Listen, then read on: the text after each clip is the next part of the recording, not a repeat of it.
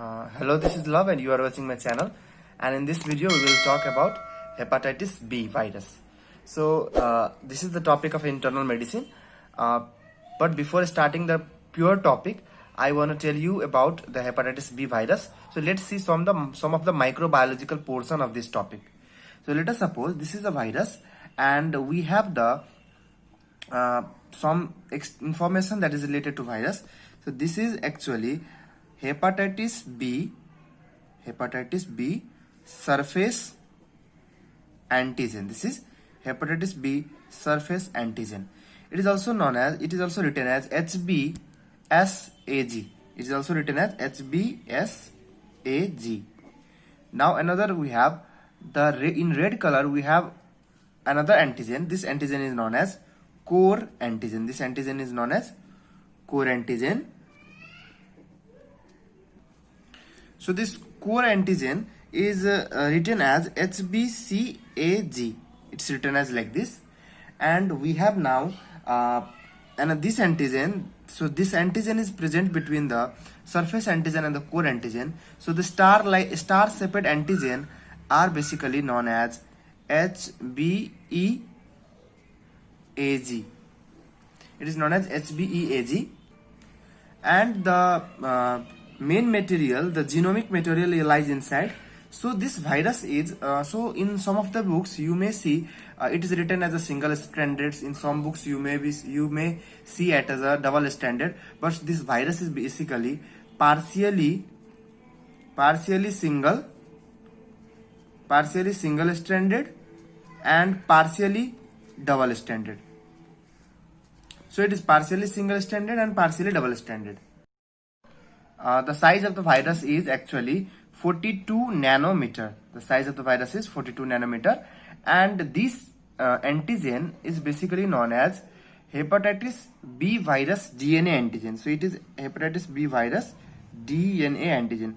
So basically we have hepatitis B virus DNA antigen, hepatitis B surface antigen. So this outer surface molecules are known as surface antigen, and just beneath the surface we have the core antigen, and beneath the core antigen we have the DNA material, that is the hepatitis B virus DNA, and the virus is in this case is a partially single stranded and partially double stranded, and the size of the virus is 42 nanometer, and in between the core and the surface antigen we have another antigen known as HBeAg. Now let's talk about the surface antigen first. So this surface antigen is basically also known as Australia antigen. It is also known as Australia antigen, and this surface antigen is actually the first antigen to appear in the blood.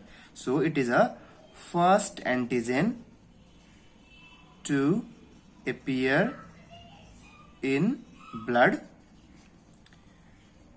and the particle of the surface is also known as HBsAg, is also known as Dane particle. It is also known as DANE, Dane particle. So it has different name. It is also known as HBsAg. It is known as Dane particle. It is known as Australia antigen. Now let's talk about the core antigen. So the core antigen basically never appears in the blood. So never appears in blood. And now talking about the HBeAg, so this antigen indicates the replication of virus. So this antigen indicates that virus is replicating. Virus is replicating, and if there is a presence of this antigen, it also indicates that the person is now infective. So the person is infective. And yes, this hepatitis B virus DNA, presence of this hepatitis B virus DNA will help us to know that the virus is replicating. So presence of this virus, this DNA is also indicates that virus is replicating and the person is infectious. So basically HBeAg and hepatitis B virus DNA both indicate the almost same thing. So see this picture of the electron microscopy. You can see that in the electron microscopy, the shape of the virus is usually either circular or the cylindrical.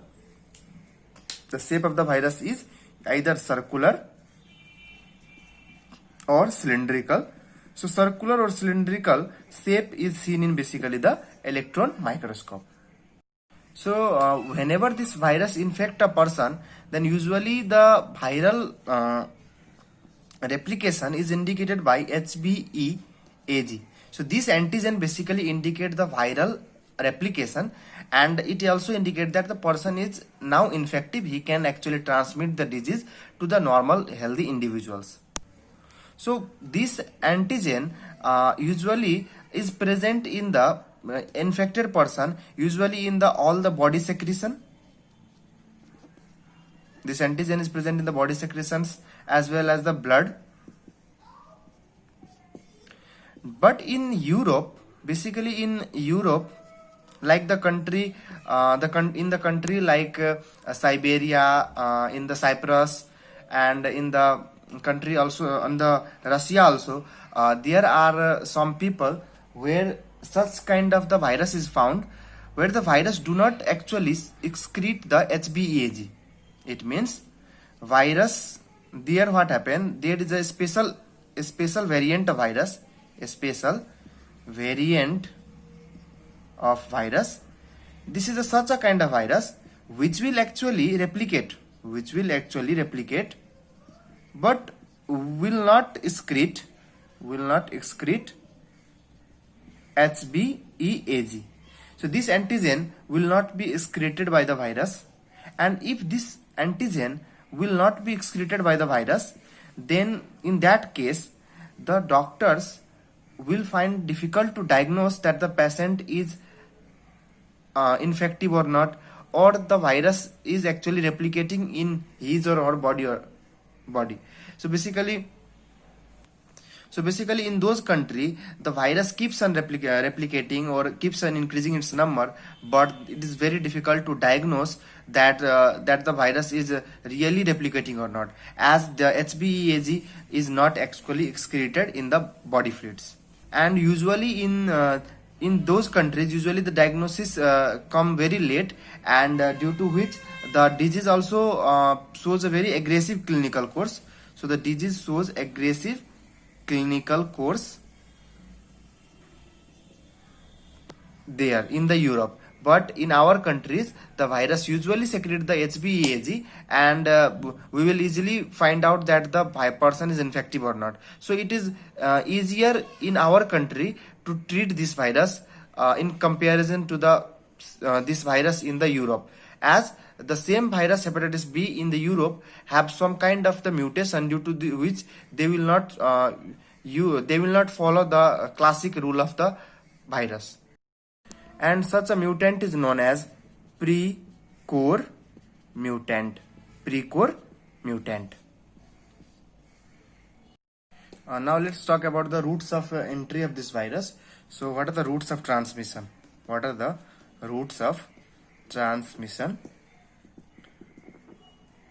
So the most common route of transmission is percutaneous transmission. And what is percutaneous transmission? So basically the percutaneous transmission indicates the sexual transmission. So I don't think I need to explain this. The second method is basically the parenteral. So in parenteral transmission, basically usually in those person who are IV drug users, so those who are IV drug users, so they are more prone or more susceptible to get the infection of the hepatitis B, as usually the IV drug users share the needle in their partners, and in that condition they may get infected. The third reason is blood transfusion. Basically nowadays the incidence of the transfusion-associated hepatitis B is decreased, as usually nowadays before giving the blood transfusion, the blood is actually checked for the HIV, hepatitis B, cytomegalosyphilis, malaria. So usually the blood is screened screened for the test of the hepatitis B, HIV, hepatitis C virus, syphilis and malaria. So that's why the incidence of blood transfusion associated hepatitis B has been decreased nowadays. The fourth method of transferring is vertical transmission. Vertical transmission. So vertical transmission means from mother to baby. From mother to baby. So let us suppose that if any female is a commercial sex worker and is in the any third trimester of pregnancy. Let us suppose if there is a pregnant female and she is a sex worker, commercial sex worker, and she is pregnant, having the third trimester of pregnancy. So when will the the patient, the pregnant patient, may ask you as a, you are a doctor, then the pregnant patient if comes to you, then may ask you that that I am a known case of the hepatitis B virus, and what is the chance that my baby will get the virus from me? Then what answer you will do? So the chance of infection from the mother to baby is actually 90%. So chance of infection is 90% from the mother to baby, and usually the transmission of the hepatitis B virus from mother to baby take place during the delivery. During delivery, as the baby will get exposure to the mother blood in various ways, that while delivering from the birth canal, and due to any kind of the injury to the birth canal, the blood of the mother may get exposed to the baby, or so usually the during delivery due to the blood exposure, and also there is that the baby conjunctiva can get exposure during the delivery, and from the conjunctiva the baby may get infected. So the patient is actually asking you that what chance I have that my baby will get the hepatitis B virus from me. So you said that the chance is 90%. So the patient is asking you that it is a huge percentage. Can there be any method to actually decrease the chance of the infection, or there can be any method to prevent the infection? Then she is asking you, and then what answer you will tell? So basically there is actually no any method to actually prevent totally the chance of exposure of the virus. So basically the treatment can be done though the exposure has taken place. What treatment can be done? So the doctor can give the baby, that exposed baby, or we can say that the susceptible baby, the doctor can give the passive immunoglobulin against hepatitis B virus. That is hepatitis B immunoglobulin, and this injection is given intramuscular. So intramuscular injection of the passive immunoglobulin against hepatitis B virus can be given, and it should be given within 6 hour to 12 hour of delivery. But yes, you can give, simply remember that you can give ASAF, that as soon as possible. So you can give as soon as possible. But actually what happens, this is a passive immunity, won't last for many days. So that's why you should also add the active immunity, that the hepatitis V surface vaccine. So you can give the vaccination. And the vaccination is given in altogether there are 3 doses. So the first dose is given on the 0 day. It means at the day of the birth we will give the first dose. Another dose we will give at the 6th week, and the third dose we will give at the 10th week. So altogether we will give the 3 doses.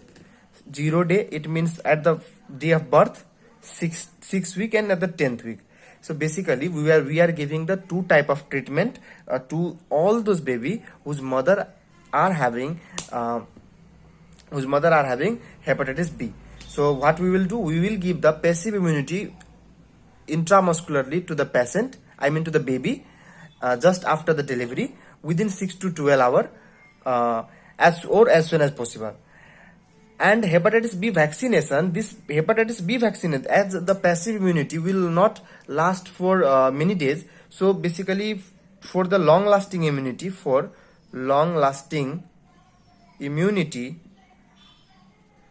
we are also giving the hepatitis B surface antigen vaccination, and this will provide the active immunity. So this will provide the active immunity, and it is given on the 0 day, 6 week, and 10 week. We knew the 4 type of the routes of entry. The first type was percutaneous. I have said you the sexual route of transmission, or the second was, so the first was the percutaneous, second was the parenteral, third was the blood transfusion, fourth was the vertical transmission that is from mother to child, and the fifth one is basically the injury that occurred to the doctor, intern, resident, any. So the fifth one is accidental needle stick injury. So let us suppose you are intern, and you actually gave an injection to the hepatitis positive person. You gave an injection. Let us suppose you gave an injection to the hepatitis B positive person, and accidentally, while recapping the injection, while recapping the syringe, what happened? Needle get mistakenly pricked your fingers or any part of the hand. So accidentally the needle stick injury has happened to your hand, and now you actually know the patient is having the hepatitis B, and you get afraid that I have now infection in my body. So what should I do in this case?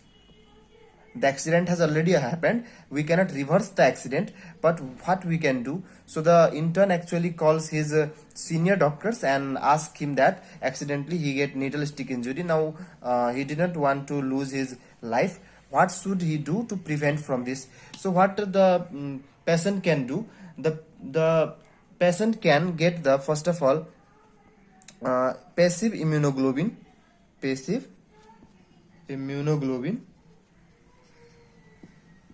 that is HB immunoglobulin intramuscular dose, and within 6 hours or ASAP. ASAP means as soon as possible. So the passive immunoglobulin should be given within 6 hours or as soon as possible. And if he is actually previously immunized with the at his childhood time, if he is immunized with the hepatitis B surface antigen, he has get vaccinated of that vaccine, then no need to give the active immunity at this time. But if he has not taken the previous vaccination, then you may add the antigen vaccination. So you may add this also. So this will provide the active immunity. Now let's talk about the pathophysiology of the disease. So let's suppose from any route, once the virus enter the body, either from the parenteral route or from the sexual route, transmission, or from the vertical transmission. So from any of the route, let's suppose the virus enter the body. Once the virus enters into the body, it goes into the bloodstream, and via the blood, it reaches to its favorite organ, that is liver. So as the name indicates, the hepatitis virus goes into the liver cell, and once they start to enter the hepatocytes, so from this blood stream, the virus comes out and it is going to the liver. So once they start to enter the hepatocytes, basically the surface antigen cannot go inside the cell. Only the virus genetic material, that is the viral DNA, will actually enter the cell, and that is why this external covering of the virus, that is actually the surface antigen and other more antigens, actually come reverse back to the blood, and that is why the surface antigen will start to appear in the blood within 1 week to 12 weeks.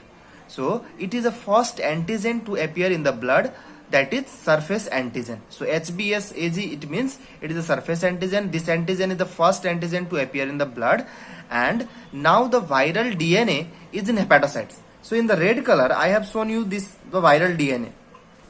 So once the virus actually enter the viral genetic material, enter the cell of the hepatocytes, then what happened? The viral DNA is in the hepatocyte, and it is actually the reverse transcriptase virus. This virus is actually reverse transcriptase virus, and that's why it uses the host genome. It means this actually virus genetic material uses the genetic material of the host. It means it is using the genetic material of the hepatocytes. So they will use actually the nucleus of the hepatocytes, and now they will actually multiply their number. So they will basically use the host genome to make it on multiple copies of DNA. So in this way they will form the multiple copies of DNA, and once the multiple copies of DNA will get formed, then what happens? So the multiple copies of the DNA are formed inside the hepatocytes, and now this multiple copies of DNA will form every multiple copy will form the independent virus. So there will be simply we can say that in the liver cells the virus are actually forming, or we can say the virus are multiplying. So what is happening now? The virus are multiplying, or we can say the virus are replicating. And once the virus start to replicate, what happens? They will actually initiate the inflammatory response inside the cell. So once the virus start to replicate, there will be initiation of the inflammatory response.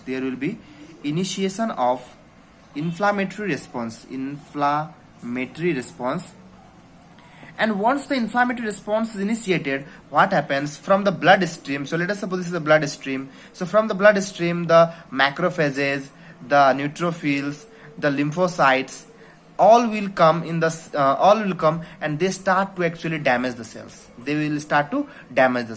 So the initiation of inflammatory response will actually damage the hepatocytes. And as the hepatocytes will get damaged, basically what happens? They will actually cause the release of the virus inside the bloodstream. So the virus will actually come in the bloodstream, and basically some of the virus will be in the form of dead virus can come into the circulation, and in that time there will be the release of HBeAg.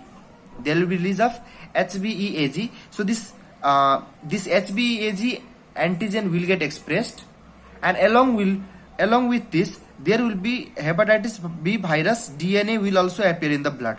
So now once the virus are replicating, and once the inflammatory response has initiated, and due to the inflammatory response there will be damage to the hepatocytes, and there will be the release of the viruses inside the the viruses will actually come into the bloodstream, and now there will be the fighting between the inflammatory cell and the virus, and due to that fighting there will be appearance of some kind of antigen like the hepatitis B virus E antigen and hepatitis B virus DNA antigen. So these two antigen will get actually appear in the blood at this time.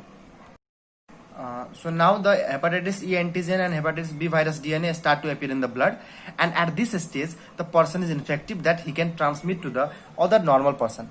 And as the replication continues, then the hepatitis B virus titer and the hepatitis E antigen level progressively increase in the blood, and as these contents will progressively increase in the blood, basically there will be more damage to the liver cells by the immune mechanism, by the macrophage, by the lymphocyte, by the neutrophils. There will be more damage to the liver cells, as every liver cell will be taken as a foreign antigen by the immune system. Also they will damage that liver cells, but as the liver cells are damaged, basically the liver enzymes like the SGPT, that is serum glutamin pyruvate transaminase and the ALP, alkaline phosphatase, start to increase in the blood beyond the normal range. So they get start to actually increase, and once these liver enzymes start to increase, so up to this time there will be the prodromal symptom occurring in the patient. So in the patient at this stage there will be prodromal symptoms. Prodromal symptom means those symptoms which are basically non-specific. This symptom occur in various diseases, but this symptom occur here also. So let's see what are the prodromal symptoms. The prodromal symptoms are usually nausea, vomiting. There will be the anorexia. Anorexia means there will be loss of appetite, and there will be also the low grade fever. So why there is these kind of symptoms? Basically these kind of symptoms are due to the inflammatory response that is shown by the body. So due to the inflammatory response, due to the cytokines that is produced, due to the fighting between the virus and the immune mechanism, there will be a mild inflammatory state in the body, and that mild inflammatory state in the body will ultimately lead to the nausea, vomiting, anorexia. There will be the low grade fever.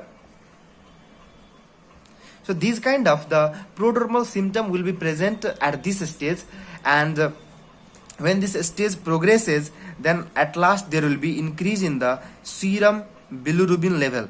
So there will be increase in the serum bilirubin level, and basically the unconjugated bilirubin will increase. Unconjugated bilirubin will increase, and usually at later stages the patient become icteric. At later stage the patient become icteric. So icteric means the patient will be having jaundice. Patient will be having jaundice. So what is the level? What is the level of the serum bilirubin, unconjugated bilirubin? So beyond that level, we will say it as jaundice. So that is greater than 2 mg per ml. So if the serum bilirubin level is greater than 2 mg per ml, then we will say that the patient became icteric. Sorry, I have said you 2 mg per ml. It is actually 2 mg per deciliter.